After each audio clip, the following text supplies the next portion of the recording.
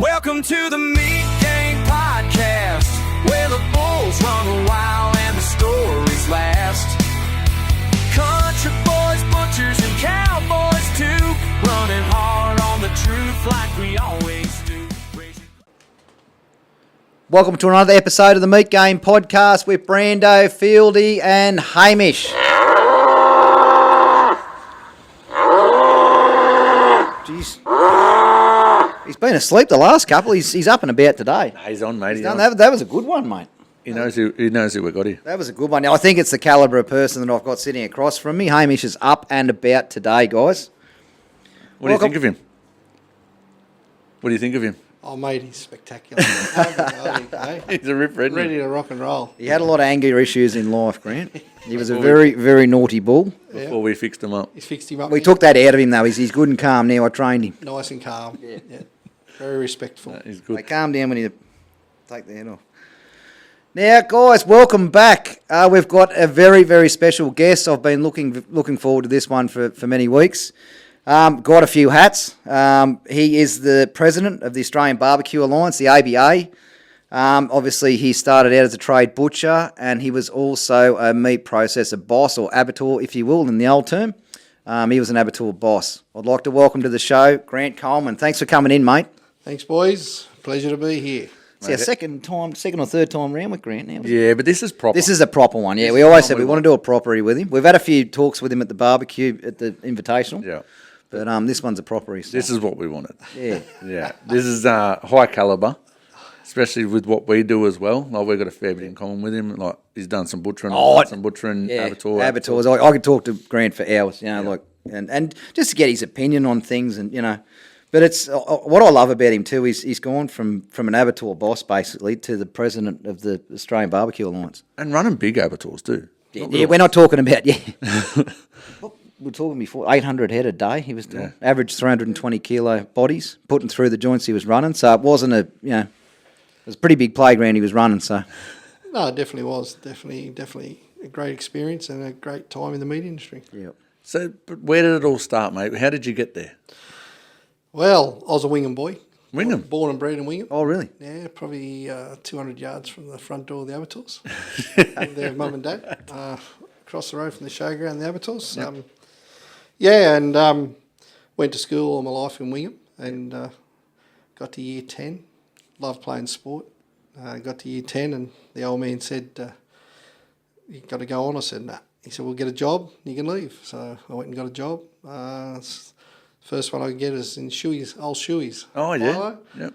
Packing shells. So I started there straight away and they opened a new store in Taree and they put a pre-packed meat cabinet in. And in them days it was one of the first. And the butchers come over and they started putting meat in there and they'd only just moved into town and looking for a couple of apprentices and asked me did I want to take an apprenticeship on. So why not? And that's where I started. And it's great.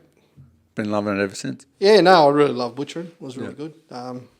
Good blokes to work with. I started in Wingham at the meat butchering. I knew the Trenchard boy's father very well, Old Snow. Old Snow, you knew Old Snow, I did know you? Snow very well. Really? Did you work for him? No, I worked. We're opposition across the okay. road. But a lot of my mates work for Snow. And you're in the DW, where DW is now. No, we were up in the main street. There used to be the TAB, and on Snow and them used to be across the road down another arcade. Yeah, he had a brilliant shop down in there, and very, very busy. Yeah, right. Because that was before Coles was built. Oh, okay. Yeah, so before it was built, then he moved down there. So so that's where I started. Then moved into Taree, at the shop in Taree, which is the old Lang shop, Bruce Lang shop. Moved in there and had like a little bone room at the back, and all the boys there. Met them and worked there for a few years. And the bloke I worked with tried to burn the shop down. So none of us had a job for a while. And what happened there? Can we talk about it? I don't know. So, over 7 years. It's a statute of limitations. No, there was a fire in the shop and no one knows what happened there kind of thing. And next minute, they had a shop down at Pulteney Street, the old Pulteney Street shop. And I went down there and worked for a few months, finished my apprenticeship. They decided to move off and come back to Wollongong and live. And I run the shop for about 18 months. And it was going well and decided, well, I might go up the Abattoirs and see if there's a job up there, because all my mates that were with working in the earlier days all left and went and worked at the Abattoirs in the bone room. So I went up there and got a start, and was only there a few weeks, and then ended up down in the chillers doing loadouts, and then with Billy Martin. I don't know if you ever knew Billy Martin. He was a salesman there at Wing and Beef for many, many years, and learned a lot off Billy and old Timmy Collins. Timmy Collins was there selling meat. So they more or less retired and moved on, and took over for them for a few months, and then that was when it was a co-op, and Anvic had the boning room, and then Anvic took over the whole kill, and the domestic sales, that kind of, the sheep and the pigs disappeared, and that went to full beef. Oh, okay. What do you mean by co-op? Just Well, for anyone that wouldn't know. I mean, you guys would probably know, yeah. Yeah, it was a co-op, so more or less there was, I think, 2 or 3 owners locally in Gloucester, and one from Walker. I think it was Johnny Moore and Lenny Woods. And then Brian Andrews come in, who was Anvic. It was Anvic and Rod Vickery. So Anvic, that's how that started. So they ended up taking over the Abattoirs. Yep. And then the lambs and the pig room got taken out, and they just went full on beef from then on. So, I didn't think they ever killed lamb or pork there, when Bruce Ling was there, yep. used to kill a lot of lambs, a lot of and all domestic, pigs. obviously. All domestic then, yeah. And till the Anvic come along, and then Anvic sold to Nippon. So Yeah, right. So how long's Nippon had it then? I reckon probably a 92. Oh, wow, that long? 92, yeah. Really? I reckon it was around 92, yeah, something like that, yeah. Yep. Yeah, not 100% sure, but it was around that. Long time. Yeah, long time ago, yeah. So you would have been there when it went Yeah, domestic to export? yeah. Can you just, we haven't had anyone on that could tell us, but how much is involved in that? Oh, it's a massive it's transition huge. to go from domestic to export. Well, I know what it costs Woodward. That's the only transformation I've seen, but it's a massive transformation. Yeah, Like a lot of money. a lot of your QA and programs, and it's just another level, and all your quality control and Specs. It's unbelievable. So you got to get a whole new team come in, and more or less, and it puts a lot of costs back on you. Massive, as yeah. well. Massive upgrades too. Yeah, and then you got You do. I got a massive upgrades to your floors and that. and in them days, Especially What about plate freezers? Yeah, no, we used to have a lot of old plate freezers. Yep. Then I was a part of building the new freezer complex, which went to pallet freezers on Racken. We done that for many, many years. So would it go to plate freezer out into the pallet freezer? So we had the plate freezer, and then we changed it all to pallet freezing, air So blast. with the plate freezer, Yeah, so it'll go in. It's got like a rack. one box. It'll go in. Yeah, no, it'll have like a line of them. Then it goes down another line. It'll go up or whatever. But then and it can get them down in crazy amount of time. It is crazy. The old plates were, And they're running at like minus 30, minus 40 degrees. yeah, minus 40. Yeah, and then we built the new freezers at Wingham, and it had 4 plate freezers in it, and it was all automatic. Yeah. The whole Oh, system. wow. It was pretty amazing. Load in, load out, sorting, robot stacking. Yeah. Was just amazing. But them plates, I think they hold. I just can't remember. I think it was like nearly 1,000 cartons each plate. Minus 40, and anywhere from 24 to 32 hours. You got minus 18, minus 20. They pop them out nice and square, beautiful. But makes a big difference in labour and And everything. they'll get a carton out and drill into it. Like QA will drill Yep. into it and do a core sample and make sure that plate or that batch is at temperature. So You got to do all your checks, make sure so many per plate. And let's get it. Basically, just get a drill. Just drill a hole in it. Get a temp. Right, that's good to go. Yep. And then what happens with that box? It goes out. They seal that box. No, they seal the box. They used to, many years ago, just put a tab over Yeah, top put of it, stick it on it. That has been Been was a checked, test QA box. check, and then it just got put with the rest of the product. And then what? Straight into the freezer and Palletised. It goes into the goes into the freezers. And it'll spit them out. So when it's ready to come out, it's got like an arm that'll push it out, and then it'll go onto conveyor, come down, and then old mate's getting into his work. Yeah, stacking. so that's what used to happen at the one at Wingham. It comes out, pushes out, goes into a sortation system, and it actually sorts them in spots, and then you can go in and say, well, I want 36 cartons of Bull 95. That code, punch her in, it delivers it on the pallet to the robot, builds it, comes off. You'll even have robots on your conveyors. I saw this at Campbell's, and it'll scan the code. Yes, and it knows, that's what it would have to be. It'll Yeah, draft them. It'll draft them, and it'll go down to the right areas. Yeah. Exactly. Even the chilled stock will go through, and it'll scan the code, and it goes, "Yep, that's chilled, that's frozen." Yeah, well. And then when it goes down to the next conveyor belt, it'll go, right, that's a bone-in pork belly, or and it'll, Yeah, from the Abbotsford game, the reduction of labour and the reduction of, your hard work, heavy lifting, it's just amazing what it did. But, what it did, it opened up a lot of opportunities for other workers to take on jobs within the boning room and kill floor, which, a lot more money can be earned that way, train them up. Yeah. So, yes, people lost jobs in the loadout, but, they went to the other parts of the... Yeah, you've got to upgrade. Instead of stacking pallets, you're doing something with the skill, it's aren't not you? much of a life. No, it's... No. But then, like you say, you can promote within. Oh, for sure. Promote within, get them in and get them going, train them up. If you don't promote within an Abattoirs, you might as well give up. And that's what, Wingham had a great team there, and we were all promoted within. And we done that all the way and tried to, do that. And it wasn't until the last probably 10 years, I suppose, really, the foreign workers come along because, everyone ran out of workers. Yep. Oh, because not only the meat game, everyone. But the thing is, with the abattoir work, there's a lot of Aussies that won't do that job. Oh, the foreign workers are a necessity, aren't they? Like, for sure. we hate hearing it, and there's going to be people that don't like hearing this, but it's, Hey, it's the truth. They got to hear You it. can't get the workers otherwise, You don't get anyone that'll go and want to work. And work those messy sort of... Tripe room do. Yeah, messy jobs. No one wants to do that. So you ended up being the GM there? Yeah, so I was had done sales for a while and coordinating the production, and then How was sales? I really enjoyed it. How was dealing with butchers every day? Yeah, butchers I didn't mind. With the local side of it, that was good, and the domestic wholesalers, and that was good. But majority of the export was all done from head office, and all I had done was coordination for the production and making sure the loadouts were done, and that side of it. But it was good. I was actually come to a stage there, and I was actually looking to go to LA for a bit of a change with Nippon, and our production manager left Wingham and give his notice, and then I got told, no, you're going back to take on the production manager role. So I'd done that for 4 or 5 years, and then a bloke, Nippon still owned it, and a bloke by the name of Michael Hughes come along. He was from Tasmania, come along, and he run the plant for probably 5 or 6 years, and we used to always have an August break for a month, or 2 to 3 weeks, maybe sometimes a month.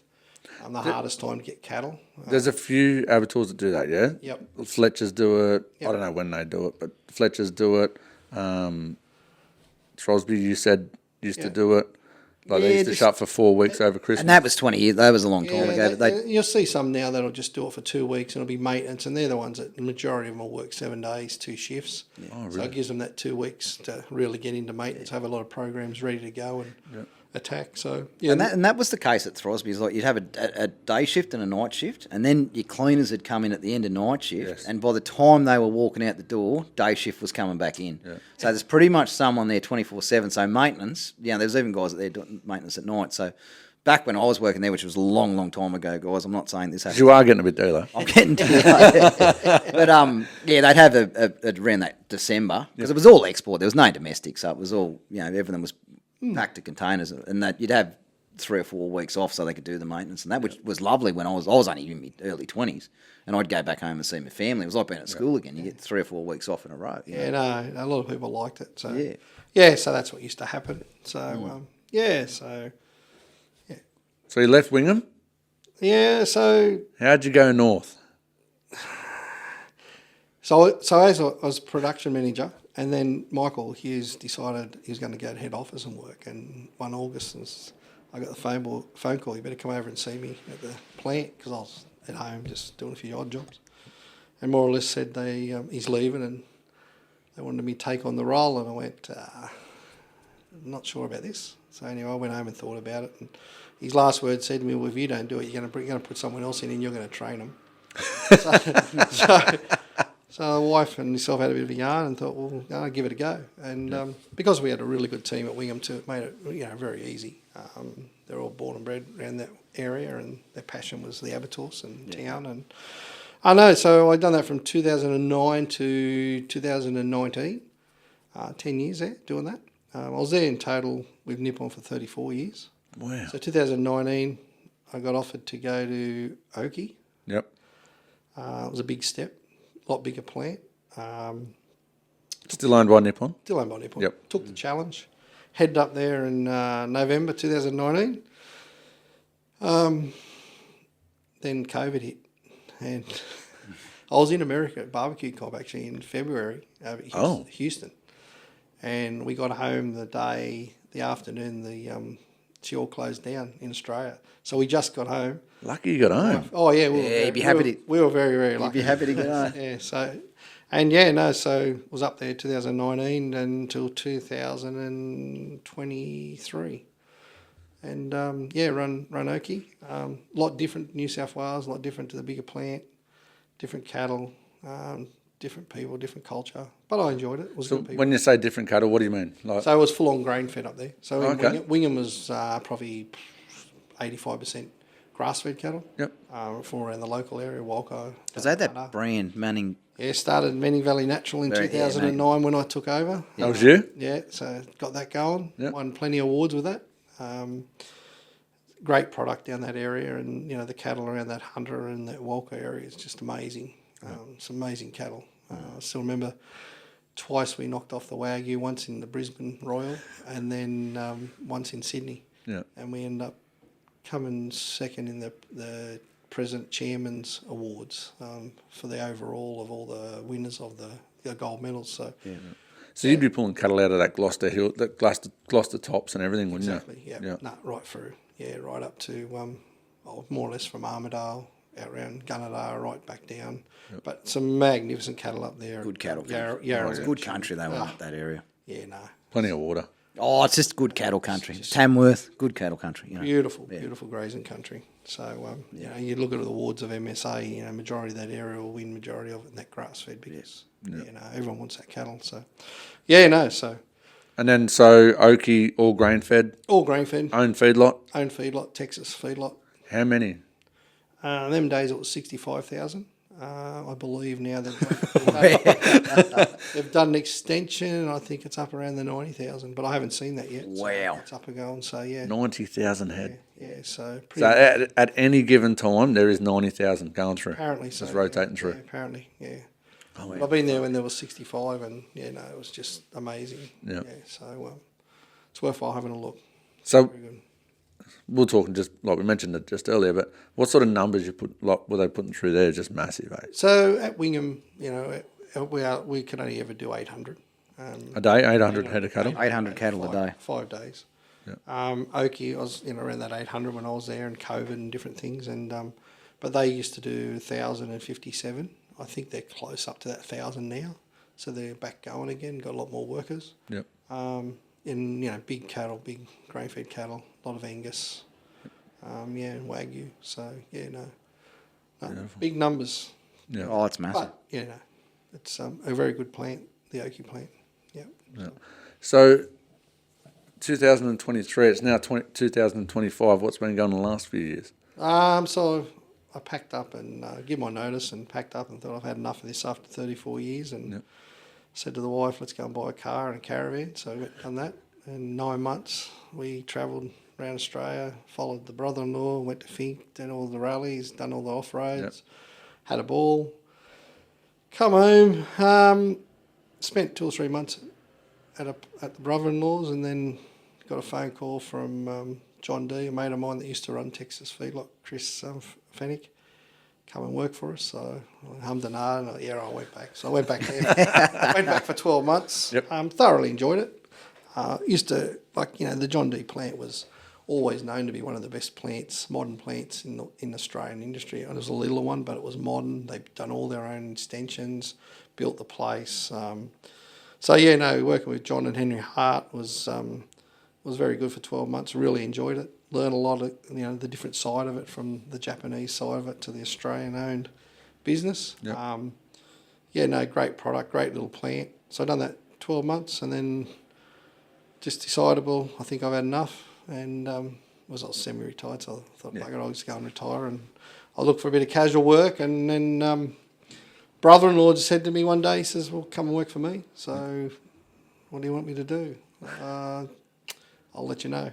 So what I do now most of the time is ship rally cars around for his You ought to see this trailer he tows around, Brandon. Oh, it's the one we had at work the other day. Yeah. It is massive, mate. It's got a bed up the top. It is beautiful. And you can't rally cars around with that, do you? Yeah, you got to a couple of different rally cars and off-road buggies. They're mad, those rally cars. Yeah, no, we have some. I watch them on TV and I'm like this, you know, like, just, you know, like, and they're sideways and you're thinking, I couldn't. His old mate said, get in the car. I'd be like, yeah, no. Yeah, no. Oh, they're unbelievable how they drive. They can drive, mate. No, it's a great thing. We just had 5 days down at Wentworth for the Australian Safari, and it was really, really good. And yours, that one's a kick-ass car? Yeah, Kick-Ass sponsoring. Yeah, the batteries there. Yeah, the batteries, and do a great job, and I've got them into barbecue now as well, doing a bit of a sponsorship, so... Beautiful. Yeah, so no, they're a good bunch of blokes. Might have to get them into a podcast. When you say you were at the Fink, Grant, they were out there racing with the buggies, were they? Yeah. Yeah, my nephew was he was out there on the dirt bike, their last race. They're crazy. 16 years old. The dirt bike, they're just crazy. He was in the top, What do you come? Yeah. top 20. Really? Yeah, top 20 at 16. He's the youngest to come in the top 20. I think he was... I Yeah, can't remember. I remember. Bjorn Cardenas is his name, yeah. No, when we were down at Fink, you go down that night, the first night, and you camp, and you watch them come through the first day. Like the cars, absolutely, them trucks just fly, and the buggies are good, but them motorbikes, they are just crazy people. And they're on them all day. Oh, mate. Oh, he's mad. He's mad. And they don't back off. They just, them humps and bumps, it's just they're standing up. And my sister said, "What can you do? You just got to let him." And he's very good at it. Yeah. You know, she knows one day. Like people have been killed out there. You know, like, for sure. and a 16-year-old kid, but she said he's good at what he does. I'm just going to let him live his life. You know, like it might. You know. Yeah, but yeah, no, he's good at it. He was inside the youngest to ever be inside the top 20. So, yeah. Oh, well, you look at them, the Toby Prices of the world. And Yep. We've had a fair bit to do with rallying with Toby in the last 12 months, and he's been driving one of the cars, and, some of the stories he's told, and same kind of thing, young fella. I think he's got 32 broken bones in his body. Yeah, right. I don't know how many plates it was, but yeah, so... Bjorn's had a couple of hospital visits, but he's had a couple, but he hasn't, he's had a few broken bones and that, but I think that's part of the... Oh, it's a bit like bull riding, isn't it? Like it's just, you jump on and Well, there was one bloke I know this year, we watched come in the first day, and he was standing up. He lost his seat halfway, like 220 odd Ks, and rough as, and he stood the whole way. But he was in the top 22, and he lost his seat. Wow. They're next level. Crazy. But they train and, they're it's a full-time job for them. It is, yeah. No, but anyway. And I think you've got to be half mad to do it, Them Fink events, they're massive, aren't they? Oh, huge. Yeah, huge. Yeah. Like, it's like you drive out, and isn't it? It's in the middle of the desert. You drive out, and all of a sudden it's like a city with all these tents set up, the trailers all set up. Yeah, so it was my first year going down. So we went to Alice. I've done a few years at Alice, and we camped there, and the showground and the place is just just comes alive. And then the 220 Ks down to Fink, and you drive beside the track, and I mean right beside the track. Yeah.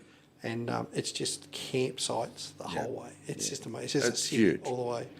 Just a massive event. And they have, how many competitors? There's 400. Well, they There's can get up to 400 and I think about 200 cars, but this year was a lot less. But next year's the 50th, and they've already put express for interest out. And someone said that there's been 600 interest in bikes. Wow. So it's going to be a big event next June. Big. And Bjorn will definitely be there next year. Oh, yeah. He's sponsored and stuff. So he's doing really. He's only 16, but he's just doing extremely well at it. So they're giving it. And Simone and Ben, to their credit, they're backing him all the way. They're giving him all the support that they possibly give him to get him. If he's going to do well at it, they're right on him. So there's a lot of families out there. It's a great week. Every great weekend, week. It's a great week. Every second weekend, they're out doing it. Yeah. Doing it. Like I've been to Swan Hill a couple of times, and they're not home. Like on weekends, they're out racing. Yeah. So there's always something on. Yeah. Yeah. No. I'm home for a couple of weeks, and I'll go back to Adelaide. So. Oh, really? Yeah, back down there. Taking the truck back down? Yep. You got another one coming, haven't you? Another Ram. The trailer's that big that he needs a different truck. No. We've still got the same Ram, though. Still got the same one for a while. Oh, okay. Yep. There wouldn't be much that couldn't pull there. No. Yeah. It's huge, man. Oh yeah, to pull a bloody pull this building down. No, it's good. Nah. And so how's that changed? Going from sort of an abattoir, everyday, consistent routine to now you just right out, you're going here this time, you're going there that time. Like, it must be exciting. It is. And, I've seen, when I was with the abattoirs, you're lucky enough to travel around a little bit, different countries and that, certain times of the year. But, after 35 years, it gets to the stage where you're a bit burnt out. And you want to change. Oh, for sure. I was lucky. I got 3 girls and wife, and they grew up in Wingham, and they're all in the medical side of things, and they were all set up and made it easy for me to take that next step. But they always say, money's a lot of things, but money's not everything. You can do it. You can do a job, but the pressure and, when you start not sleeping and thinking, I don't want to be there, and but now, I get up, enjoy life, go to a barbecue, go and drive the truck. Yeah. That's what counts, and it's the good part of life. Yeah.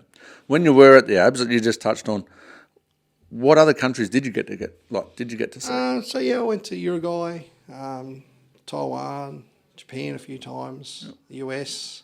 So we had some good trips. And because right now there'd be a lot of young people that listen to this, and they'll be thinking, I'm just stuck in a butcher shop. You're not just stuck in a butcher shop. It can take you anywhere, can't it? Look, at the end of the day, a lot of people have asked me this, and I've spoken to a lot of people. As I said, I left school in Year 10. I wasn't the flashiest person at school. I enjoyed school.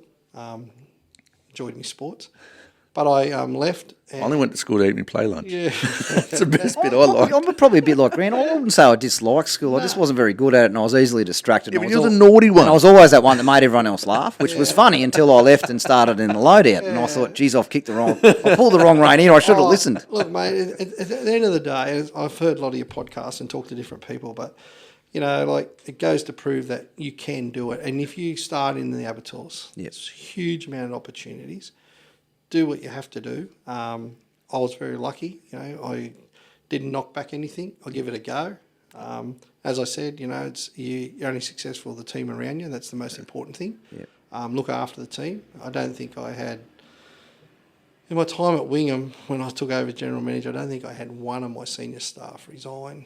I think, and we brought a lot of people up into them roles and back up and train them. And that's a part of what I done in myself in life. And look, it's a great industry. We used to have some great fun in the meat industry. It was fun, and as the years gone on, a lot of that fun went out of it. Work health and safety. Yeah, it got serious. Foreign workers, the language barriers, which made it really hard from the top. And when you had incidents. Because, you work health and safety, they just drill down, and just, you're always at fault. Yeah. Doesn't matter what. It has to be someone's fault. It can't be an accident. Don't matter what you do, you can never with that kind of thing. And so it made it really hard. And that's. But the opportunities in the meat game is amazing, especially these days now with all these different things happening in the meat game and meat industry. There's huge opportunities for people getting in. And you mentioned the word luck, but I think it's hard work. I think hard work beats luck every time. Oh, for sure. But that's with anything. If you start a sport and you want to get to the top of it, it doesn't just happen. If you've got to work your ass out, it's like Bjorn with his dirt bike riding. Yeah, exactly. He didn't get there by chance. No. He got there by working his slot out, and he just lives and breathes that. But what do the champions say? They done the extras. They did what the others wouldn't do. Yeah. That's the whole thing. And I was a big one for the young ones, to get the young ones and train them up. And there's the things you talk about, how proud you are to see certain people where they are these days that you brought, left school, come and work for you, where they are right now. It makes you proud. And it's only been the last probably 12 months. You'd sit back, and I'm one that never really goes and says to people, someone's looking for a job or looking for somebody to come and fill a spot. But the last probably 12 months, I've had them ring me and say, "Can you help me? Yeah. I need a change. I need something different. What do you know?" Yeah. And I've helped a couple place in different areas, and they've kicked goals, and it makes you really proud of them, and they really enjoy that as well. So and that's a part of it. It's about bringing young people on, and helping the industry. I think so, for sure. Yeah. And you are helping the industry by growing people into it. For you're taking someone that doesn't know anything, and then a few years down the track, they're in an important role. Well, you would get a kick out of that, and it has helped the industry, because now there's someone in the industry that's kicking goals. Oh, for sure. And one of the biggest things, they all talk about apprentices. Like we had apprentice electricians, apprentice fitters, and all that. And a lot of the engineers used to get cranky with me. I kept wanting to put them on. Yeah. But they leave after 2 or 3 years, or they leave after they do their 4 years. But my thought was, if you kept one of 4. You kicked a goal, and that's one of 4. That's that loyal person that's going to stay. Yeah. But you got to train. You got to keep training, because them people. But you can train them your way. they're not Exactly coming. Like I've worked at multiple different places, and I've got habits that I've learnt from those places. If you get one that's come in as a kid and doesn't know anything else but Wingham, for example, Yep. you can train him the way you want him. He doesn't come with any bad habits. He does it the way you want it, And a lot of them, some of them will leave. Yep. They'll go out Yep. a couple of years. and then come back. They'll come back. They'll come back. Yeah, Yep. this is one of the biggest used fellas that say that. Oh, absolutely. We have seen we, that. We've got a mechanic. He'll be back. A mechanic today. Yep. We were talking about a mechanic. He's been back for a while, and up at the Abattoirs, and he was an apprentice there. Went away, worked somewhere else. Now he's come back. Now he's running our shed. So, And like, that- how good's that? And that's the thing, guys. Like when we talk about meat processing or abattoir, if you will, the old term, we're not just talking about knife work or loadout or buying cattle or being a salesman or being a slaughter fraud or a boner. If you're a mechanic, you want to be a mechanic, or you want to, there's all these different maintenance roles. If you're in a small town and you can't get a run anywhere, or you just think there's no, go knock on the door of the abattoir and just say, this is what I'm looking at doing, and there's a good chance they'll give you a run. But be prepared to start at the bottom. So, Exactly right. There's lots of different roles, and it's not just in the processing side. There's lots that goes on to keep the joint running. So, Shane Webber, and he was, 80 odd episodes ago. Yep. He's the general manager of Everson's, obviously. Yep. You'd know Shum. Yep. He told us about all these different jobs, but someone can start on the kill floor or in the offal room. How many places can they end up? Like, what were you in charge of? Yeah. Like I was the loadout, domestic sales, production coordination, production manager, general manager. Where? Yeah. So, You don't have to get out, do you? no, But, just but also you'd have plumbers, you'd have maintenance. plumbers, Electricians. maintenance, electricians, truck drivers, truck drivers, mechanics. Oh, truck drivers, yeah. livestock managers. You know, you got There's so many, and we would have missed heaps, guys. There's so Accounts. many. There's accounts, IT, IT, livestock clerks, QA. There's just QA. it's not just all about There's so many different things you can and do. like anyone that's keen in QA these days, they think QA is a dead end. No, it's not. Now you can go and be a meat inspector. Yeah, a meat inspector. And then QA's look getting bigger and bigger and bigger. Look at Demi. Yeah. There's a QA can really name your price at the moment. A good QA, because there's not that many of them, and everyone wants to take that next level. And it is getting harder and harder and harder for the QA side of things. Yeah. So, Yeah. Well, look at Ado. He's in Vietnam teaching. Yeah. You know, Adrian Price, shout out to you, brother. I know he listens. he's a The groover. I've done a few trips over there actually to a plant over there, and I brought two or three lots of people over back to John D. Little plant over there. So I'd love to go over there and have a look. it is good. It is good. No, they're lovely people, and they're hard, and they do some good training over there for this. And it's so different to I the think way. that's Mintrack, isn't it? Yep. Mintrack are doing a fair bit of that, yeah. Yep. Yeah. So so Pacao, I was at the Pacao plant. Yeah. Yeah, no, it's really good. Even Indo, I'd love to go over to Indo. Like, have a look at the live export and go over there and watch them, what happens over there. Because it'd be different to what we do, but Well, it's, you only ever hear the bad things. Yeah. You never hear the good things. Now, we had Chloe on. That's why we got Chloe on, because you do want to hear the bad things. And that live export's got a lot of bad myths around it. And we got someone on. And I know I even watched her TikToks. Yeah. And it's just, things, they're just doing such a great job these days. And If cattle could smile, them cattle are They were are smiling, yeah. And at the end of the day, you got your North Queensland cattle. You look at them, and once you work in a plant, a lot of them cattle, you got to have a home for them. Yeah. It's like everything. Yep. You got to have Exactly a home. right. That's where their home is. That's exactly right. You've got to have a home for those cattle because they're not suited to every job, are they? We won't eat them. No. They'll never fatten up. They'll never be what Australian, the product, Australian standard, quality that we like. Yep. Nah. No. So, real quickly, because we do like busting myths, does Australia give away all the best meat? No. That is another old myth, and we've been over this one, guys. You hear a lot of people go, all the good meat gets exported. Nah. Incorrect. But what I'll say is, I think that's a lot to do with the butchering these days. A lot of butchers just, stuck to that little yearling meat, blah, blah, blah, blah, blah. Yep. Coles and them, and, they had all different brands of meat, as we all know, different types. Yep. But now, as we all talk about, we talked about the US, about niche markets, but now you have a look at Coles, they've got a grain fed, they've got a Nature's Fresh, they've got and the butchers now, they're all jumped on board. They'll have Wagyu in there, they'll have 100-day stuff. And Glenn Dunbrell touched on this last Monday's episode. He said they're starting to run with Black Onyx. They're starting to run with the brand and sell it as the brand. They're letting the brand sell itself. Brands, as I say, as John D when I was there, or 12 months ago, there's 21 different service providers killing there. So, Yep. you know, and most of them would have probably 2 or 3 brands. Yep.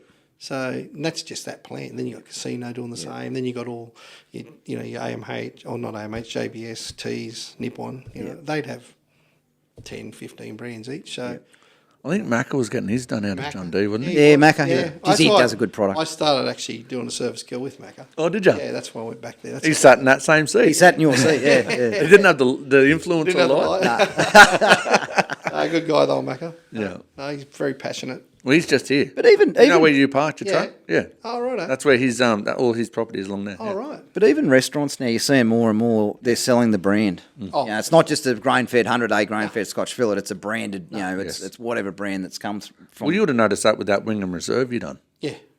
Like that was a very good branded product. No, that's and brilliant. unreal. And you go, like, you know, go to the steakhouses in Brisbane or Sydney and on the Gold Coast, and it's all branded. Yep. It's unbelievable. And you go to Super Butcher, like, that's just one I go, Yeah. because I just go and have a look. Yep. But, you know, they'll have Good shop to go to. 10 Oh, or, 10 yeah. or 15 different brands. Yep. Yep. You go and look for a brisket, and, you know, there's probably 7 different brands of brisket. You can get from a grass-fed right to a really high marble Yep. Wagyu. It's amazing. And, yeah. And another thing, I'm going to go back to Glenn Dumbrell. He said if you know about that brand, where it's come from, and you can tell that to your customer, that gives them confidence. They're going to come back, aren't they? Well, and that's right, you know, and you know, look at all the grass fed that went into America, and that Nature's Fresh and Meaning Valley Natural. Yep.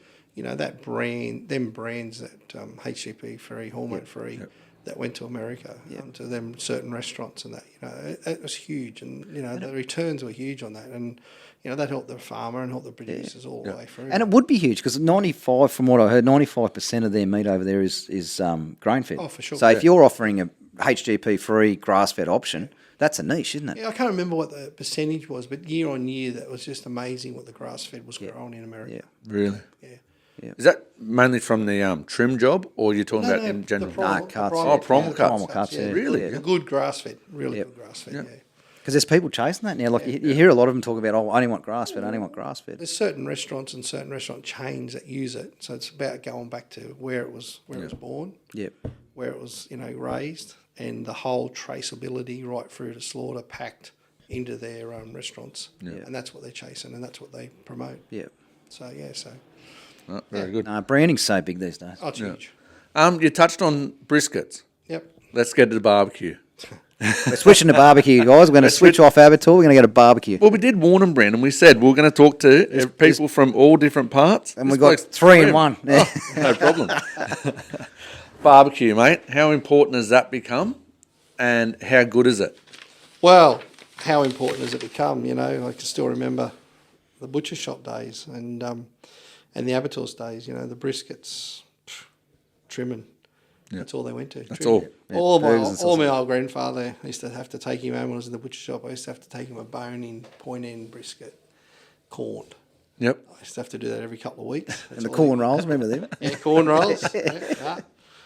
We done a few of them here not long ago at home. Yeah. Corn rolls, showing people what they were, and they blown away. But they were good, the corn rolls. Yeah. Especially how they. What'd you put in them? A Scotch or a chuck? No, corn roll was just the No, brisket. brisket, yeah. Yeah, rolled. no. We used to roll roast. Oh, rolled roast. Yeah, Yeah. Chuck was mainly. We used to tell everyone it was Scotch. Yeah, in the butcher shop. They Yeah. always sold well. Yeah. Yeah, no. So you don't see many of them these days, though. No one can roll them. I can't. I Really? cannot. No, I can't. I cannot do it. But when I was getting taught, I couldn't even tie a knot. Oh, right. Yeah, so I'd probably be able to sew one up now, but You I've know, never rolled one. That piece of that forequarter, the rib, you know, majority of that now is a lot of barbecue cuts come out of that from Japan and Korea and anything with a little bit of marble on it, Yep. skin it, you know, huge money. Yeah. So, That Korean job these days, geez, they do a good job. Yeah. And what they cook, like their ribs and how they cook them and how they present them, some of the best food I've ever eaten. yeah. No, they just look for every piece of meat that they can cook.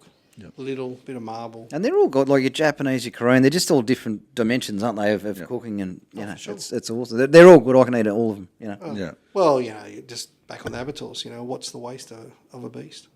Yeah. The hair of the tail and probably the paunch. That's it, eh? Everything else now, Yep. they're doing something, you know, beef feet, all that kind of stuff. Yeah. Well, you would have noticed when you did go, when you were at Wingham and you went from domestic to export, the difference in what you can do with offals, yeah? Oh, for sure. For sure. Yeah, that would have been a massive difference. Offals, and then all your bones. We put a bone room in, so you cut all your bones up and box them. Yep. It's just amazing. yeah. It's just amazing what you do. Like, half the, your rendering just reduces and reduces and reduces. Yeah. I remember, because we had Maxwell Abattoirs as well. When they shut down, we bought that for the rendering and the extract up there. And we used to have a few breakdowns, and the old Everson boy, Stafford, help us out.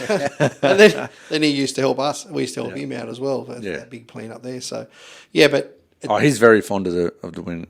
He speaks very highly of Wingham. They've held high we for years. We had some great discussions and great times and golf days in the early days with the Freddo boys. So, it was great. And that was the good part. That's what I say. That was the good part. The old days, Visiboard and Cryovac, you'd have days. Let's have a golf day. Let's invite 3 plants and... the boys would get on the grog. It'd be awesome. Bustle home. But that all went, and it's the morale kind of dropped out. But no, they were the good days. So but no, that the offal and all the bones, beef feet. Yeah, it's just amazing what you can do export wise these days. All the tripes, and even the lamb feet and that, they'll grade them. Yeah, like there's first grade and second grade on your feet. And a lot of it's on the hair colour, isn't it? Oh, just on discoloration, but they'll grade them. Well, with the beef, they always said you wouldn't be able to do the black ones, but the new system cleans them up. Yeah. I remember going down to Warrnambool and down to seeing Dean down at Warrnambool when I was looking at doing beef feet and different things, and he took me through the plant, and they were doing the lambs, and I was amazed what they kept. They had this room, and it was unbelievable. And I went back and thought, we can do all that with the beef. Yep. And that's what we built at Wingham. And, it makes a huge return difference. Yeah. Now, everyone will think that it's pretty easy. Collecting beef feed is not easy, is it? Oh, no. It's a lot. It's actually a lot of work. And there's a lot of the big thing with that is the hot water. Yes. That's the big thing. You've got to be able to keep the boil. You've got to nearly have a separate boiler just for that. For sure. It takes a lot of hot water and a lot of chemicals. And but, the new machines from Italy, unbelievable, and made the job a lot easier. Yeah, right. They come out like a pig trotter. Yeah, they do. They look like a pig trotter. It's amazing. Even the black Angus ones, you never be able to do them. We actually just bought we've got 2 pallets of beef feet sitting in our freezer from William. Yeah. Really? There you go. Jesus. But I remember when I was down in Victoria, they had these second grade ones and they couldn't get rid of it. And I knew at the time that when I'd come from Sydney and feet were really short, these second grade ones, they look. Dude, I thought I can sell them. It's just, but just the standard that they got on them. There was two different systems. One needs to burn the hair off in the beef as well. Yep. Yeah, okay. You could still see the black hairs. Yeah. And and they used to sell it originally as white and black hair. Really? Dark hair. Yeah. Yep. So if it had that pigment, sometimes they lower grade. get the pigment in it, and that's then all of a sudden it just straight out. That'd be a downgrade, wouldn't it? Yep. The pigment, yeah.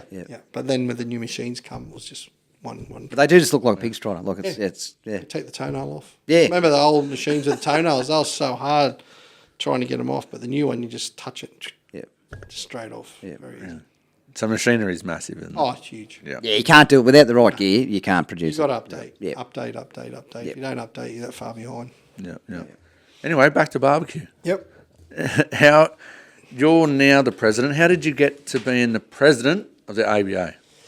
Well, I started in barbecue 2017.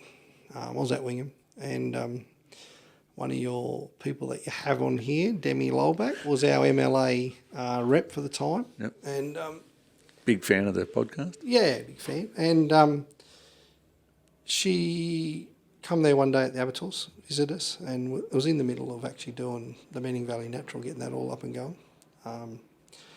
And she said, I'm going up to Port Macquarie to be a judge in the barbecue competition. I went, no worries. Sounds all right. I said, let me know how you go. Anyway, on the Sunday afternoon, she rings up. She said, you've got to do this. You'll love it. Yeah. Anyway, so as I said before, I started looking into it. And the following weekend, I went up to Port Mac, and there was a food and wine on, and there was this big red smoker. And it was one of the Radar Hills. Brad Hodge had it, the brewery up there. And here he is cooking on it. Just got it 2 days prior. Never done. But he'd done a few comps with other little smokers. He was into it. And the Radar Hill, and he told me all about it. So I went home the next day and made the phone call to Radar Hill, Rob Maxworthy, and started talking about it. Ended up purchasing one. Come along, lifetime friend with Rob and Tammy now, and they go to a lot of different comps. And we have, but them Radar Hills were amazing. So we got the smoker. Ash, my cousin, he was a boner at Wingham. He's full throttle now, does all the cooking. Oh, is it? Yeah, we know. Yeah, we know him. Ash, Yeah. We eat heaps of his pies. Yeah, we're down there quite regularly getting pies. Yeah. So, so we said, oh, let's give it a go. And Port Macquarie was the first comp was coming on. I think it was about 93 teams. And away we went. We nominated and we had a blast. And, they put us beside Flame and Mongrels, had a ball. That's Al and Brett. Yep. They were the team. They were amazing. They used to have a good time and went from there. And so that was 2017, 2018. Went to the States with Jess Pryles. Won our way over there. Isn't she kicking on? Oh, mate. Unbelievable. She's amazing. Yeah. She's amazing. It's the following that she's got in US is unbelievable. Good on her. Like, she's done the hard work. Yep. Learn all about the beef industry from a little patty cake business in Melbourne. Yep. Learn about the beef industry. Demi and myself helped her along the way, and she done a lot of study over there as well. And she's got some unbelievable products as well. Yeah. Her rubs, that black rub. I still don't think there's anything matches it anywhere. Yeah. Oh, give it. But anyway, yeah. So we went over there and we met. She put us onto a bloke by Danny Mikes and Corey Mikes, father and son, legend of barbecue over there, and they had this restaurant up at Templeton. Glenn Dumbrell was talking about him. Yeah. And so I went to his restaurant. We spent a day there, and he helped us, with rubs and sauces because they competed and won the Jack and won the Royal. How many times I don't know. And when we left there that afternoon, we were there for hours, and he gave us all this product. He said, if you can cook, you'll win. Ash and myself walked out and said, yeah, righto. No worries. Thank you, Denny. Love the time. Great people. Went and competed, Ash and myself and Mark, and we come second in brisket by half a point. 16th in ribs, I think. About 100 and something in chicken, and come 13th overall out of 380 teams. So it was a big thing. Yeah. Just the way it's all done and the hype, and it was just unbelievable. And so travelled over there for the next 3 years, competition, same thing. Then COVID hit, of course, come home the last one. And went over 2023. I went over to a CBA, and it was one of the new sanctioning bodies over there run by Freddie Ropels.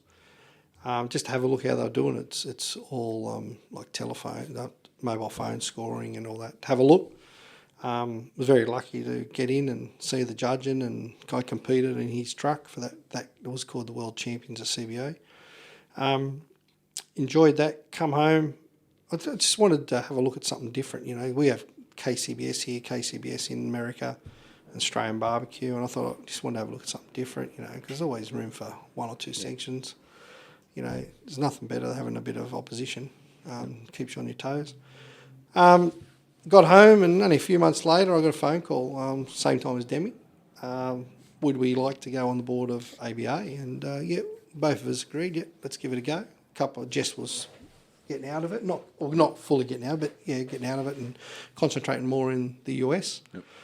And Adam Roberts, he was getting out too, and as we all know, he's mayor of Port Macquarie now, so that's what he was up to. And so we took that on. And that's his cookbook, isn't it? Yeah, yep. Does a great job, great bloke. Yeah. And so we went on the board, and we're on there for about 2 and a bit years, and a bit of a change come along, and got asked would I take up opportunity of president, and I said I'll give it a go. And why I wanted to go on the board though is because there wasn't that many people that was a cook on the board, and I wanted to get more for the barbecue teams and more consistency and different things, and try to build it up, which we went into COVID and it was bloody hard, but now we're up to you get 23 24 comps a year. Teams are slowly growing. It is pretty hard, the cost of everything these days. But so we got that going. Took over as president. Demi's now vice president. We've still got Jay there as a founding member. He's our backstop. Great bloke. Yep. And keeps an eye on us. We've got a good board now. There's 7 of us on the board, and as you've seen at the Invitational this year, it's probably one of our biggest events we've run in our championship. So and looking forward, there's a few things happening. We've changed a few things, but I think all in all, barbecue's starting to grow again, Starting to kick on again. And from a meat side of it, you fellas would have seen what I seen. We talk briskets, we talk short ribs, we talk Thomas pork ribs, like Sun Pork have come on big time. Yep. One of our great sponsors. Then you get all your charcoal heat beads. Stubby holder there. Stubby holders, one of the famous pink stubby holders, fluffies. They're a ripper. But it's amazing the companies that's got behind it and the teams and some of the people that's in barbecue. That's just amazing. There's been some doctors and thesis. It's amazing the people to understand who's actually there and what they actually do. Bank managers. It's just that outing. Yeah, it's fantastic, as you fellas have seen the last couple you've been to. Yeah. How? Two questions. How good was it having it at full throttle? Like, that's just purpose built, that joint. Oh, is it ever? Yeah. And how good is it all them people coming and just enjoying it and loving it, and you can see it going to grow? Well, what happened was, so the biggest barbecues in Australia was Port Macquarie on the beach at the breakwall. And Jay and, I think his partner's name? Simon? Yep.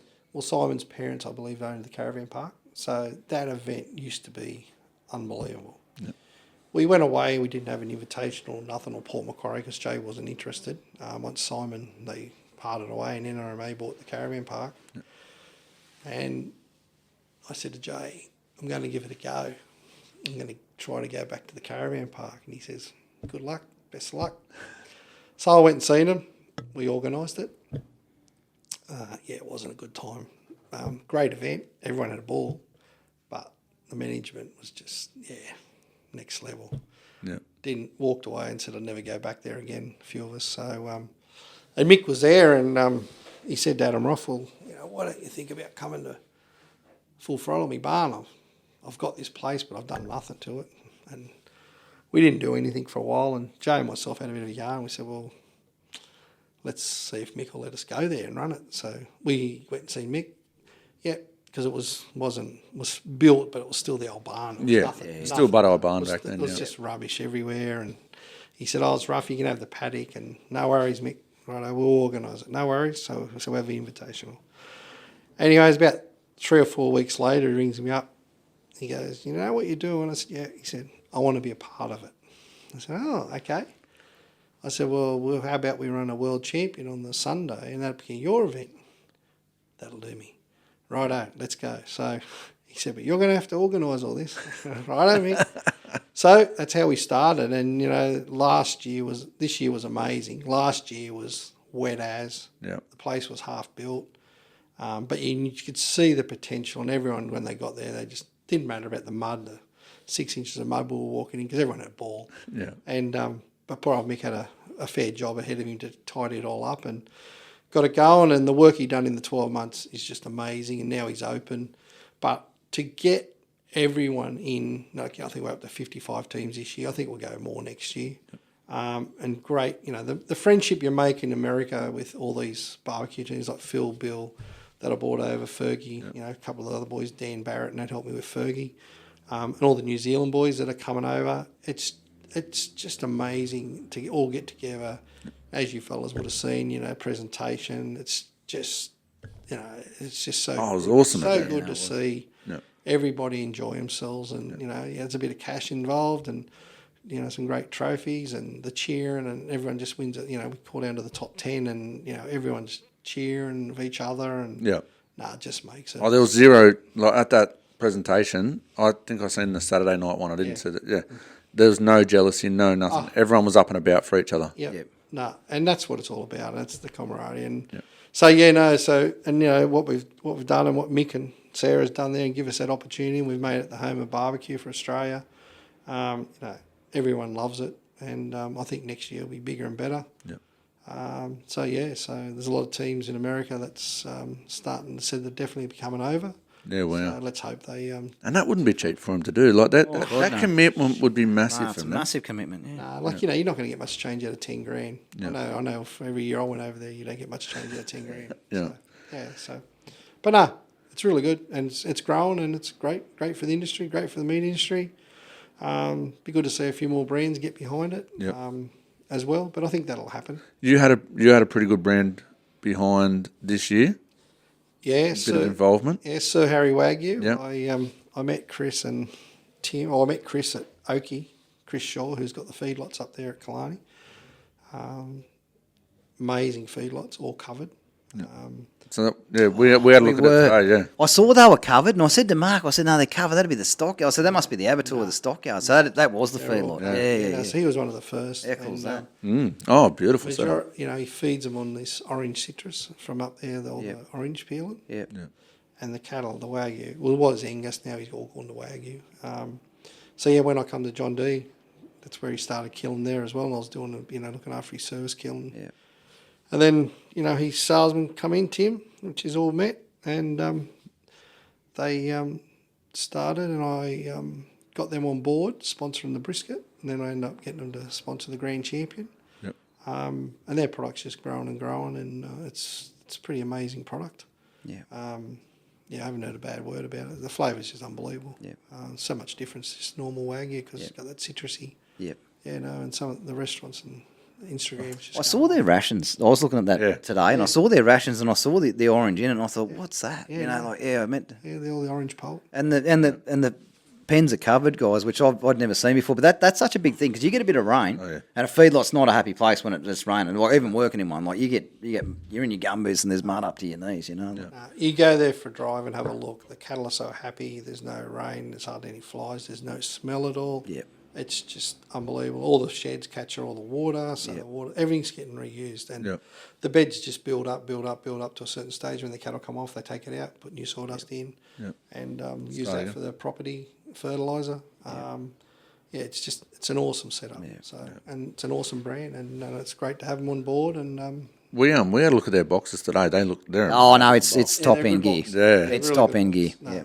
The American boys, that's their second year because I had some last year for them, but the boys that come over and that I actually got the briskets for, they were just talking to Tim and that, and just amazing how they loved the briskets and how soft they were and how they cooked up. So I was a little bit dirty, so obviously Full Throttle's here. Yep. Our little depot's pretty close. Yep. We had some Marble Score 4 briskets at the depot. He goes, I just need one. I said, yep, no worries. So I grabbed one, brought it. I'm not going to say who it was. And and it looked good. I thought it's a it was a Marble Score good-looking 4. bit of I meat. thought that's a beautiful bit. That's going to cook up beautiful. He looked at it and goes, no. He said, that's not a comp brisket, Yeah, I can't use it. I thought he was joking. I thought he was taking the piss. He was Same. serious, yeah. Like I went there early. I was there at 5 o'clock in the morning, made sure I went through a fair few boxes, picked out this really nice brisket. Yep. And I thought, I'm on here. Like, this bloke's going to use briskets, then we're going to start selling them to him. He goes, I can't use that. No, I thought he was joking. Whoa. Didn't get offended, but I thought, shit, what do you... And he said, no, these comps, he said, no, they won't cut it. and Just explain, like, the quality that they're using at them comps. so from a marble point of view, I suppose you could probably say from a five marble up, I think's okay. Angus side of thing, I used to use 5 and 6 marble, no problems at all. Wagyu, everyone chases between probably 7 to 9. That's not cheap. It's not no, not cheap. But the biggest thing is you want the thickness in the fat. No knife scores. It's really hard, as you know, and even the pork side of things, no knife scores, where you always have issues. And what was do that? you mean? Hang on. What was that, Grant? Yeah. Just the slices and boners in the plants. Yeah, but what the knife scored, what does that... Well, what happens is when you think of the flat, dry the you inside got, of you got the flat and you got a big knife score in it when you're trying to cut slices. Yeah. That piece is eliminated. So, Yep. I've had pork ribs where it's got the big cut down the side and just flap open, and when you cut it, you got the piece of meat that hangs out. So, Oh, no. yeah, it's just quality presentation's control, everything. presentation. But And it's hard in a bone room. Like, I've It been in a is, bone room, and it we were is. doing veal and that, and they're using hooks and that, and I was trying to get away from that. And I said, these knife scores, but when you explain to them the reason why, this is why I asked that question, they understand, like understand why it's important. It's not just me being an arsehole. Well, you used to talk about veal schnitzel, didn't you? When they're cutting a veal schnitzel and they've got a hook mark right You see through them the middle grabbing of it them, with they've got to be holding slices, it. using hooks and grabbing it and bringing it over. I said, no hooks. For, Well, see, most of the time that got eliminated in the plants because of OH&S of the hooks and primals dropping and, knives. These people used to get... oh, they transfer it with their knife. Well, they'll grab it with their That all knife. got stopped. I do it in my kitchen. Yeah, I know. That all got stopped in the plants. But, you got to think about it. Like, these fellas, especially in the beef kind of thing, you get them waggies, killed and 2 days in the chiller, trying to, get that off that bone without any knife saws. The meat's pretty hard. Yeah. Some of them can And be like the cement. fatter the meat, the harder it is to For separate it's from the just bone. sets and it's so hard. Yeah. And, they got to keep up with the chain and different things. So there's always, things that happen. But, the thickness and the point is really, really important. Yeah. On the flat, sorry. And it's so important that you got a point over top. And that point is for your burn-ins. Yeah. Right? So some of the Wagyu don't have much point at all. Some do. Yeah. So it's, So you've really got to choose what you're going to use. Yeah, so the first thing, what the most of the boys will look at is I'll turn the brisket over, a nice thick flat, and then I'll turn it over, and it's got the marble, and that's what they look at. Yeah. That's exactly what he done. Yep. He goes, yeah, No, he did, yeah, Nick. Yep. And at the end of the day, between a 4 or 5, up to a 9, I don't know. I don't think there's that much difference. Yeah. And they all cook different. As you know, you cook briskets, you can have the 9 marble and, your 7 will be a lot softer and easier to cut than the 9. So it's a piece of meat that's an art, and that's the challenge of barbecue. Yeah. Oh, and it's a challenge too. The old saying was, if you win brisket, you win a comp. Yeah. So, it's not so much, but, you look at Dusty again on the weekend, 1 brisket, 1 Kangaroo Valley. Yeah. So, might not want to... And that was on the weekend. How many competitors was I there? think there was 20 teams down there. Yeah. Yeah. The week before the comp up at Gladstone, I think that was a new comp. That was 15.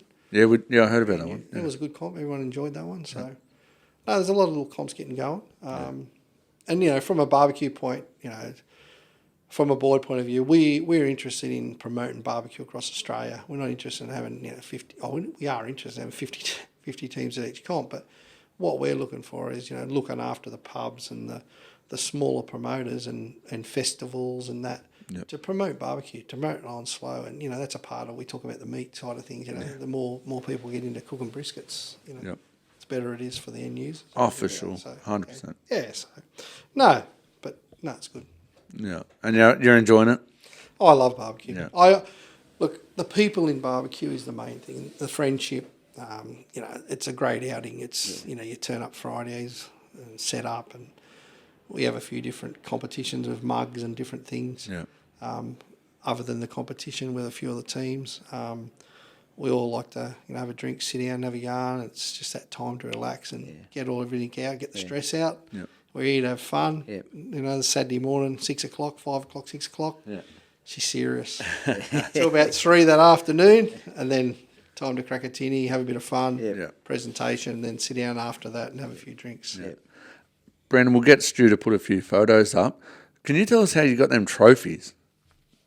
They were mad. They were such good trophies. Oh, so last year, Jess Barnes, our secretary, she so there was a competition up at Harvey Bay, and they had these trophies, not quite the same. And I said to Jess, "You're in charge of getting trophies." So she got some last year. They were really good.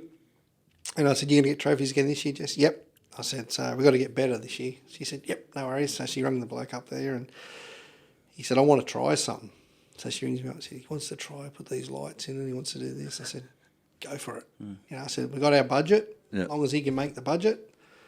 And she said, "Yep, we're right to go." And we didn't know what they were like until she delivered them. Oh, it was really? like, holy hell. And everyone was just blown away, and they just looked so good. They did. They looked unreal. They're probably the best trophies I've seen. And bulk them out too. It wasn't just a 1 or 2. Like, how many trophies would you Well, do? see what we do for the categories on the Invitational. We have 4 trophies per team for first place. Yep. And because there's 4 people in the team normally, so we give them 4. Yeah. Fergie won. He had, I think, a couple of categories. It was only him and his wife. They had 4 trophies, and they had 4 champion trophies. I think he took them all home. I don't know if he kept one with Mick, but he was stoked. And that's how we do it. So there was 4 categories. So there was plenty of trophies. Yeah. You know. Oh, they were unreal. Yeah, that was a big thing I got out of the presentation. The cheering and how much everyone was about each other and the trophies were just mad. Yeah. And it's so good to see, you know, the couple of young fellas that never win a prize, all of a sudden in an invitational, you know, get called up for second or third place in ribs or brisket. Yeah. It's just, everyone just, you know, cheers and they're so happy for them to get a walk. Jay done a platter one. Oh, a platter comp. Yep. Remember that? Yeah, that was cool, yeah. There was a clear winner in that. Yeah. That was unbelievable. So that was a Mick thing. That was one of the things Mick wanted to do. Oh, okay. He wanted an open platter competition. And they made the rules that you had to be a caterer in whichever way. But Mick said he was the one that say yes or no, you could enter into it. Yeah, so I think there was 4 or 5 this year. 5, yeah, 5, yeah. And there was clear winner, but it's amazing what was the boys, cool. It was really cool. into. Like, they only had an hour after the last hand in that's to make sure that happened. And I noticed a few of the teams linked up together this year. Oh, did they? Yeah, because it's pretty bloody hard to do what they did. Yeah. One of the rules they all did a good job. One person has to carry it. Yes. Only one person, not let it help. Sort of, this bloke, I reckon his biceps... Oh, he had a bit on, didn't he? His biceps would have been killing him. Yeah. But that was unbelievable. Yeah, no, and that's another part of barbecue. You know, you're starting to get all this open fire.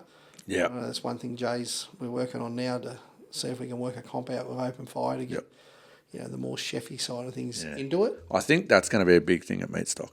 Yep. They started this year. Yep. But with Fire Kitchen. Next year I think it's going to be even bigger. Yep. So, because, there's a huge interest in it. Well, you got the big boys, well, we say big boys, but you got your Carolina Smokes, your Lukey Moonshine, they're all starting to get into it. Like, we've seen them things at Luke Moonshine's restaurant. They're all starting to get into this. For sure. And, I haven't Adriano. Adriano, I haven't been to Meat Stock Brasilia, but they reckon this year was unbelievable. Yeah. I've seen the Tuffy video with Jay, and it was just, crazy. He's back now, Jay, actually. It's amazing what they do. So, No. But no, it's going to be really interesting next year, Meat Stock. It's going to be good. No. Awesome. Now, where are we up to? I think, are we up to your questions already? Don't know. Bloody hell. Right out. Time flies.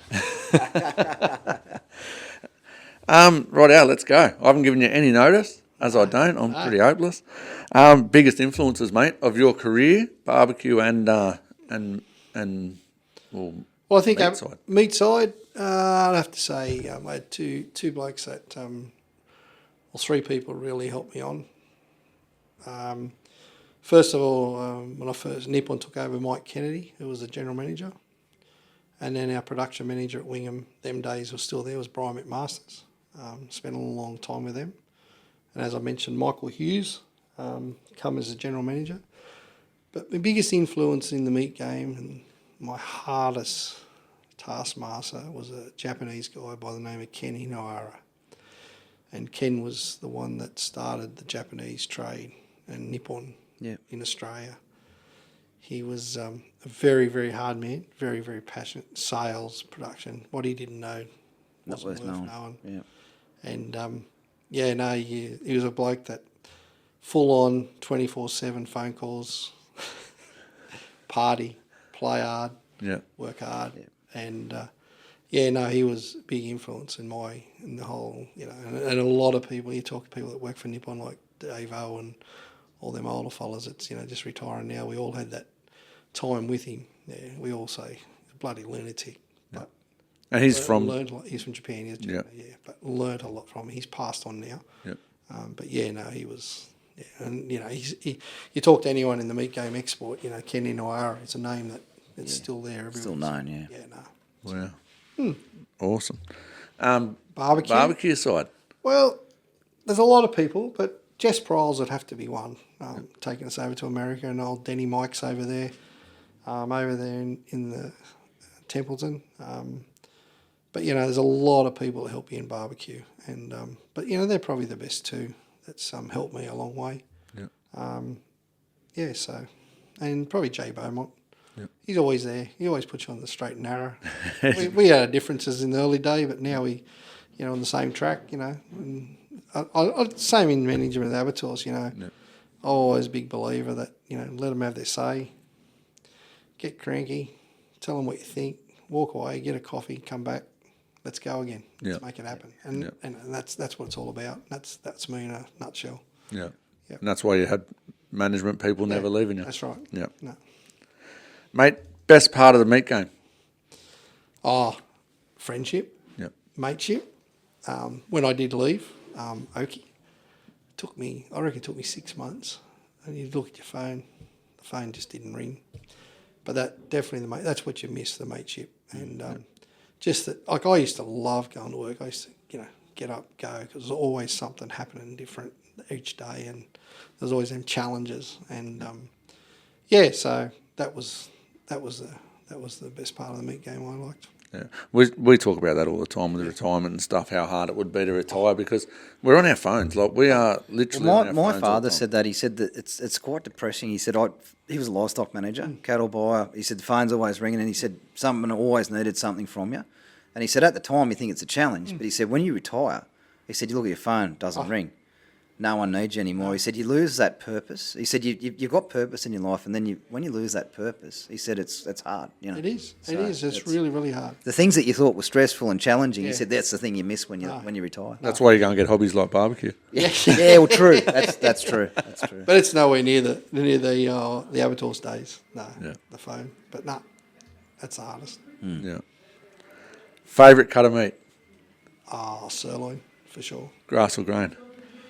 I'm a big grass fan, but I do like grain fed. But I was surprised to hear that. I thought you'd be grain all day long. No, as I say, the Manning Valley Natural. Yep. Some of that cattle that come out of that Yarrowitch area, Yep. and had the good marble, and that what we won a lot of competitions with. Yep.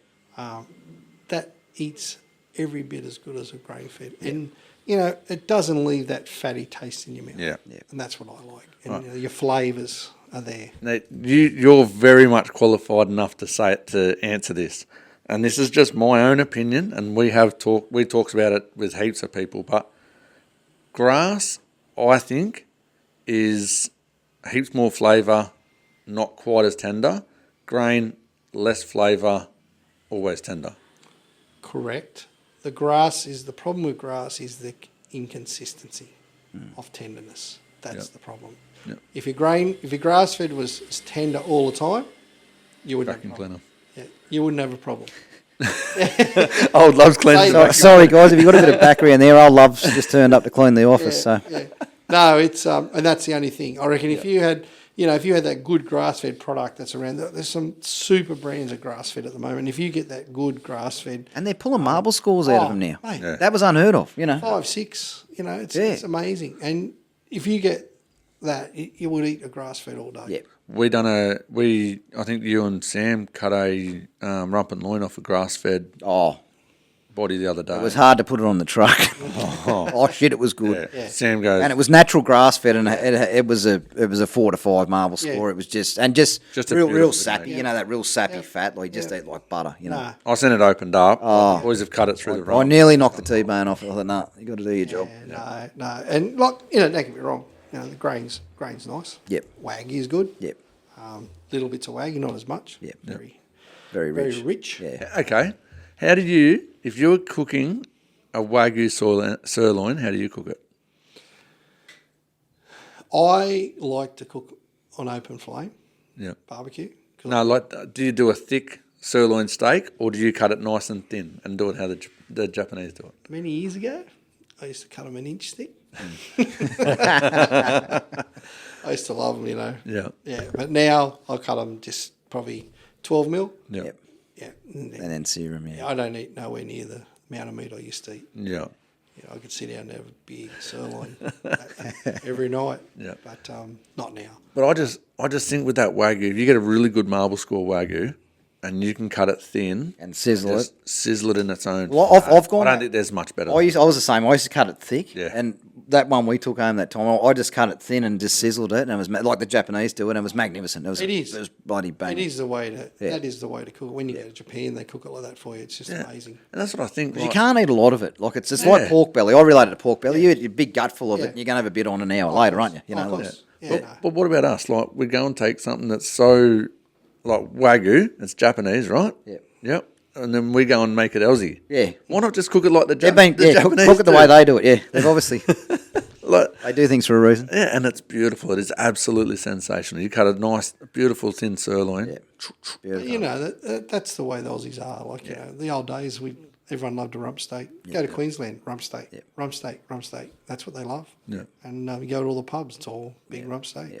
What about, so you're in Queensland now, and we went back in Wingham. Is there much crumb steak in Queensland? Everyone reckons there's crumb steak everywhere. Or is it maybe mainly a North Queensland kind of I think thing? Morg said it was right up north. Yeah, there's just a lot of crumb steak. Yeah. No, I actually, where was it? On the weekend, I was in Wentworth, down in bottom of New South Wales, and I was with a bloke, and we went to the pub, and you know, normally schnitzel, chicken, palmies. This pub had schnitzels, beef schnitzel. schnitzel, And he says, "Oh, that'd be no good." I said, "I reckon you should try it. It's bloody beautiful," and he loved it. You go to America, chicken fried steak, Yep. absolutely amazing. What do you mean, chicken? What do you mean? So it's a steak, Yeah. but it's got the same. They call it chicken fried. It's got the same crumbs Crumb on as the what they chicken. do. Like a coating. And it's like a schnitzel. But there's one restaurant we went, Ash and myself and Demi. The plates were probably the size of this block, and the actual schnitzel was that size. And Really? They come out, and the boys just went. We were told, Jess Price told us about it, and she said, "You won't believe this place." And we went there. It was amazing. Chicken fried steak. Oh, that'd be unreal. Yeah, no, it is. No. But no, I haven't seen too much of it in Queensland. I don't really look for it either. Yeah. No, so. No, they just love it. They talk about it all the time, don't they, crumb steak? What got you into barbecue? Obviously, you told us a little bit before, but what really got you loving it? Oh, really love it is, look, you look back at, it's a challenge. It's the challenge of cooking a brisket, really. The rest of it comes, right? Briskets and pork ribs are the two challenges to me. I love pork ribs. Pork ribs, and then the briskets, to get that brisket like butter. Yeah. And the burn ends. I love burn ends. I love cooking them. I love the different sauces. I love them. So when you get them, they're just like marshmallows. And I reckon that's the art. If you can do that, there's a lot of times that I've just put burn ends in my box, and I've won with them. I like it. But look, that, as I said, you know, when I first started, I was at Wingham. I ran a course with Demi. We broke some primals up, and a lot of the barbecue teams come. It was a Thursday before Port Macquarie. They all come to the plant. We've done all this breaking up the meat, all the MSA, break up the rumps, all the different muscles, the blades. And there was probably half a dozen teams turned up. And them half a dozen teams are still probably my best mates in barbecue. And that's what it's about, mateship. And that's and they still get around, and you know, and that is the biggest thing, I think, mateship. When everybody gets there, you know, kick back, enjoy, have a chat. That's that time out. And you know, to me, you know, I used to love fishing. I still do love fishing. Yeah. I haven't been fishing since I went to Queensland. Yeah. But you know, that was my time out and downtime, and the whole head was, you know, clear the head. But now barbecue, that's me. I love just going. I love competing.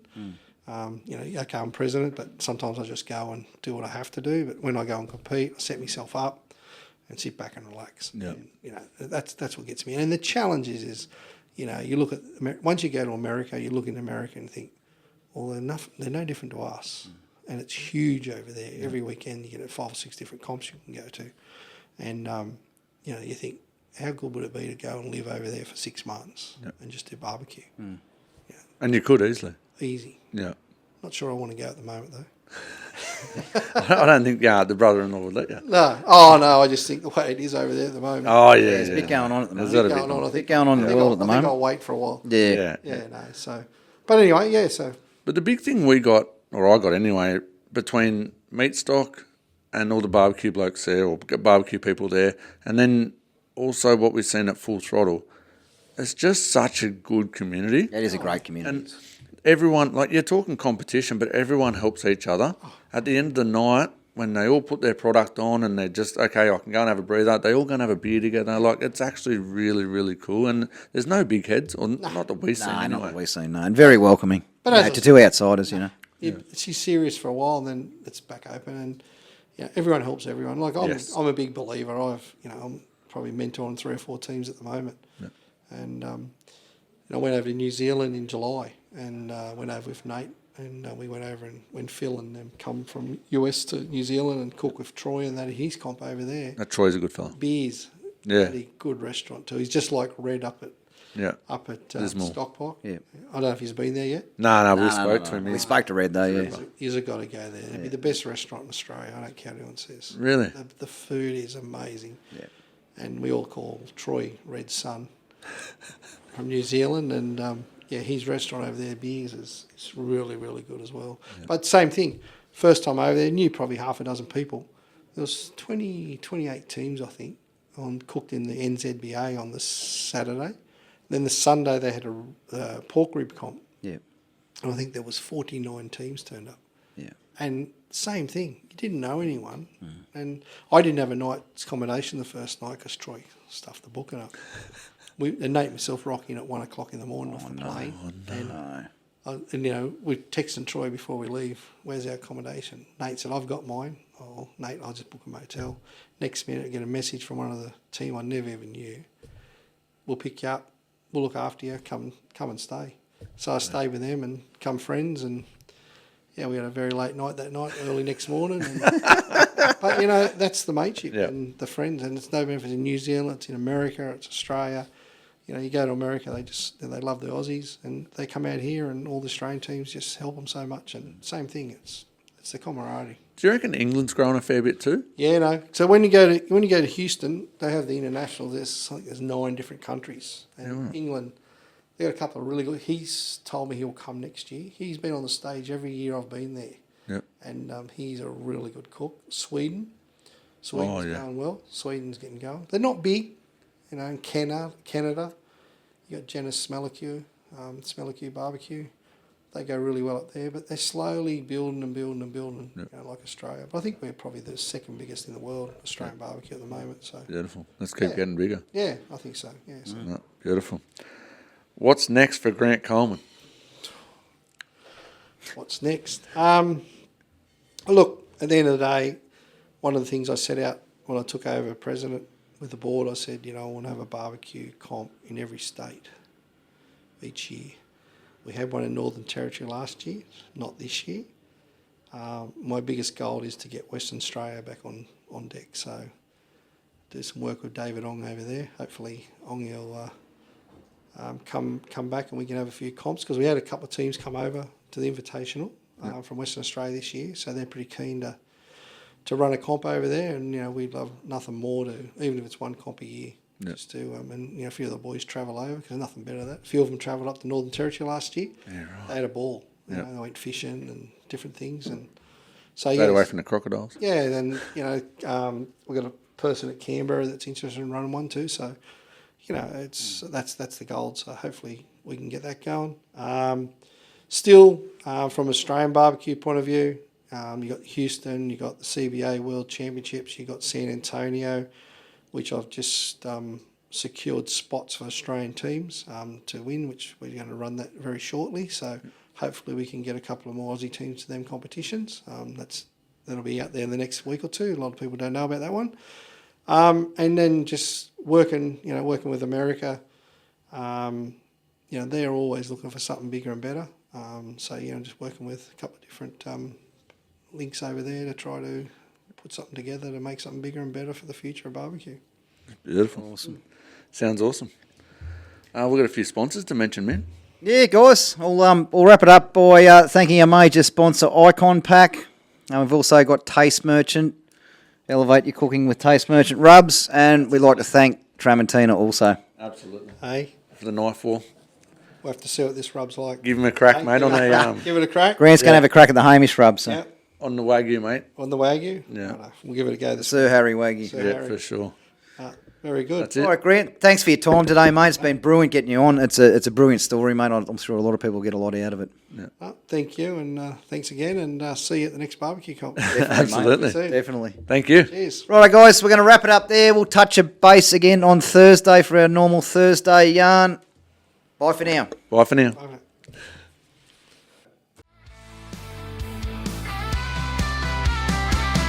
On the concrete, blood on the steel. I'm talking about a life that's raw and real. From the paddock to the plate, it's more than a trade. sweat, grit, and muscle, how legends are made. It ain't just work, it's a way of life, cut deep like a bone and knife. Welcome to the Meat Game Podcast, where the bulls run wild and the stories last. Country boys, butchers, and cowboys too, running hard on the truth like we always do. Raise your glass, crank it loud, make it blast. This is the Meat Game Podcast.